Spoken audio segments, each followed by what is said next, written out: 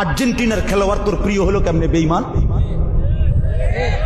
এই মুসলমানের বাচ্চা বল বেটা, এখন দাঁড়ায় বল বেটা, কোন কাফের বেঈমান, কোন খ্রিস্টানের বাচ্চা, কোন ইহুদি, তুই মুসলমানের ঘরে জন্ম নিয়া তোর রক্তে মুসলমান মার রক্ত, তুই কেমনে ওই বেঈমানের মতো সাজলি? এই বেহায়া বল বেহায়া, তোদের যাদের চুলের কুম বল বেটা, এখন দাঁড়া। ওই বেঈমান তোর পছন্দ হলো কেন? তোর রক্ত ইসলাম নাই বেটা, তোর মা মুসলমান না, তোর বাপ মুসলমান না বেটা, তোর দাদা দাদি মুসলমান না, ওরা সব বোকা, তুই চালাক হয়ে গেছ বেটা,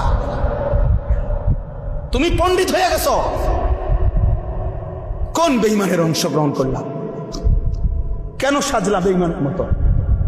তোমার নবী নাই, তোমার রাসূল নাই, তোমার আল্লাহ নাই, তোমার নবী সাল্লাল্লাহু আলাইহি সাল্লাম চুল রাখে নাই? কথা বলে না কেন? আল্লাহর নবীর চুল ছিল কিনা? নবীজির চুল মোবারক ছিল কিনা? তিনি চুল রাখতেন কিনা? তো তিনি কেমনে সাজলেন?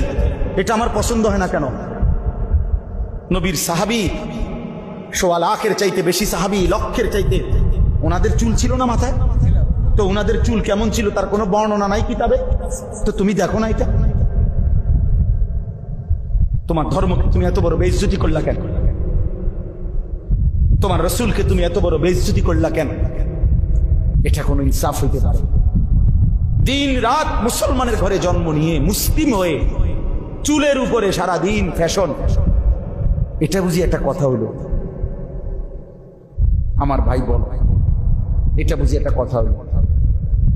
তোমারে বুঝি আল্লাহ বানাইছে শুধু এই সারাক্ষণ চুল এটার ফ্যাশন করবা, বিভিন্ন মডেলে চুল কাটবা, এই নিয়ে ব্যস্ত থাকবে? এত ফালতু কাজে আল্লাহ মুসলমানকে বানাইছে?